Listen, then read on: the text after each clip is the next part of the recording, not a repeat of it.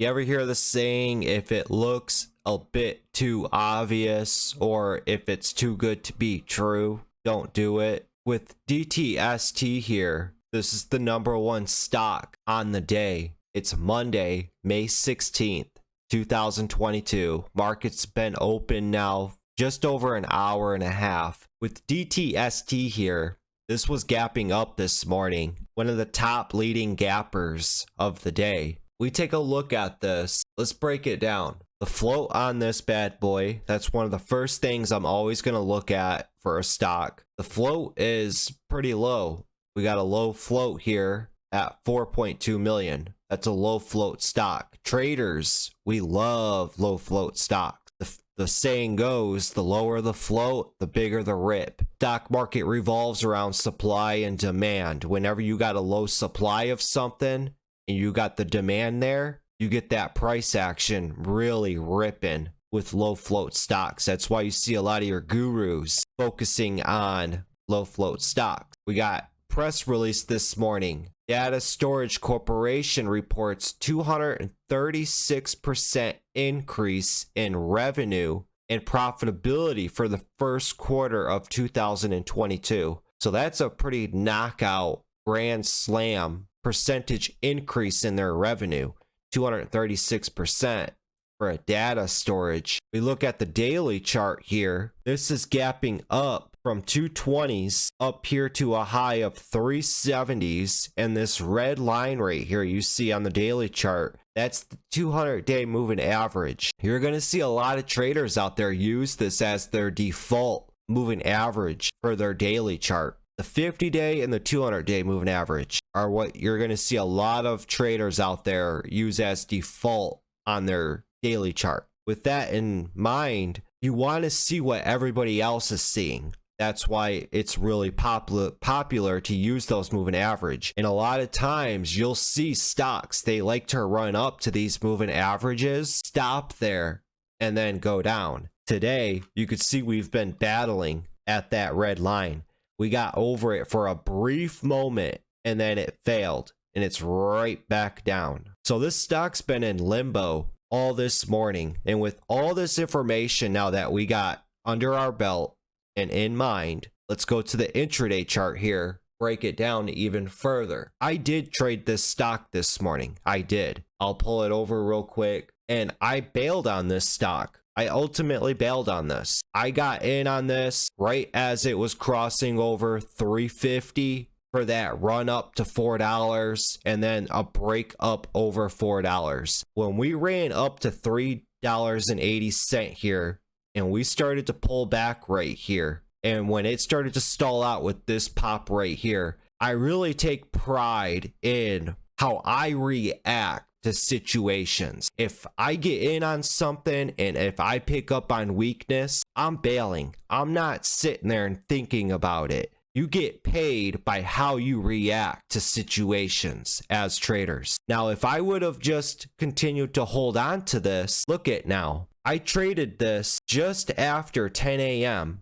It's just after 11 a.m. now. So I would have been sitting here now for over an hour while this stock is still in limbo. So I bailed out on this and salvaged what I could. I'd much rather walk away with $60 than be red $20. Or you know what I'm saying? So reacting to what you're seeing, that's when you're going to get paid, you guys. And you want to think differently and outside of the box. We know the statistics say that 90% of traders fail and lose money, right? So I don't want to be thinking like everybody else. So when you're looking at a chart like this, you want to be different in the way you're looking at it and breaking it down. You can easily plot on a trend line on this and you could say, hey, this is in a big wedge. All I got to do is sit and get in while it's at the bottom of the trend line here. And hopefully it runs up to that $4 and runs and goes. That was the idea this morning right here. The earlier in the morning, you're going to see the most volatility. The later you go in the day, that's when volatility really starts to dry up. Now we're approaching lunch hours. This stock still has not made its move. So chances are you're going to be holding on to this all through lunch hours, leading all the way up till power hour. Then before you know it, you've been holding on to it for the last 5 hours straight, and the stock still hasn't made its move. With it being a 4.2 million float stock and volume, that's another key thing. Look at how much volume has been flowing into this stock all day. You could see volume's been decreasing on it as the day went on. And even this morning, all that volume here, and when it ripped up to its highs right here, it tested it with the volume here and failed. And you're still holding on to it, hoping that it comes back. You got to react to the situation, but back to the trend line here, the way you got to look at it, everybody's patiently sitting on the bid to get filled at the trend line here. Once everybody gets filled on the bid and all those buyers are gone, prices are going to sink down even lower. If you want a stock to go up higher, you don't want people to be patiently sitting on the bid. You want people to be taking that ask. You want people chasing after the stock, taking the ask to go up even higher. Now, you want to think like a market maker too. With it here at a trend line like this, and from 9:45 right here all the way till now 11:20, so about an hour and a half, this stock has been at this line here. Everybody has been gradually getting in on it, getting in on it, getting in on it, getting in. Everybody's been getting in all right here for that move up higher, right? Well, with everybody getting in on this for that move up higher, on the other side of the screen, the market maker sees everybody's stop loss. So they see everybody's putting their stop losses all right down here. And it looks like this when they're all putting their stop losses in. For you members here that been with me for a while, you've heard me talk about this many times before. So this isn't something new for you. With all these stop losses down here, and the market maker, they get paid per transaction. They could get paid a penny per transaction. And look at what they do here with that long wick. See how they rip it up to 370 and then yank it right back down? There's a lot of games being played with this stock here. For a new trader out there, you could emotionally wreck your account trying to trade something like this, because you could have chased after that market buying in, and then they'll flush it down.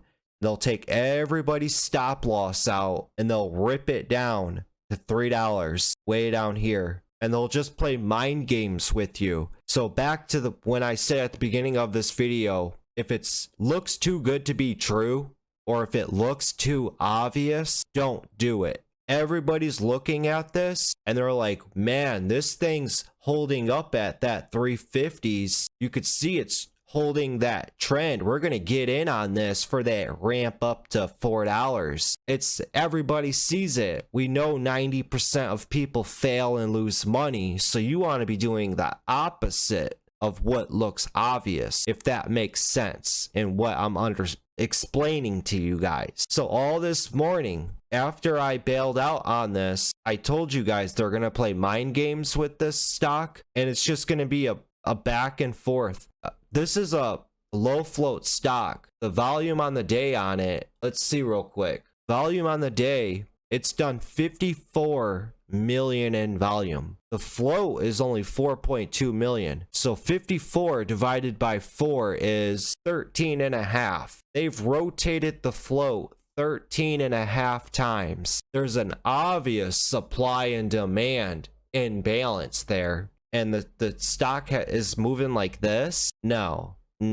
Something's off here. Something's off. Then you got a stock like VERU. The float on this is 60 million. And look at how this thing on Friday was moving. Friday here from 1050, it ran all the way up to 1350, pulled back to 1250, runs up to $15, pulls all the way down here to 1225.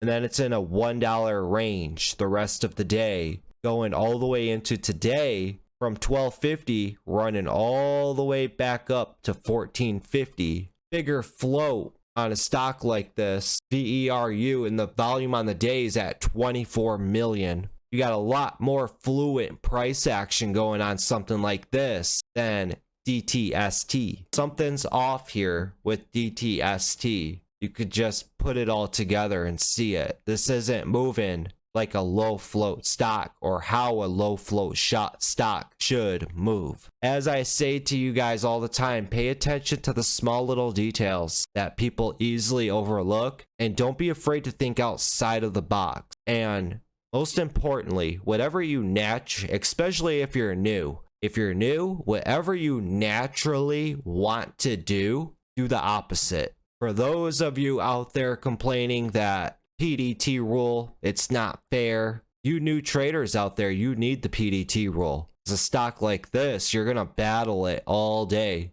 and you're just gonna slowly bleed out your account over trading a stock like this. PDT rule, I used to hate it at first, but over time, in learning this game and knowing how it plays out and the emotions of it, it's really there to help protect you. It really is.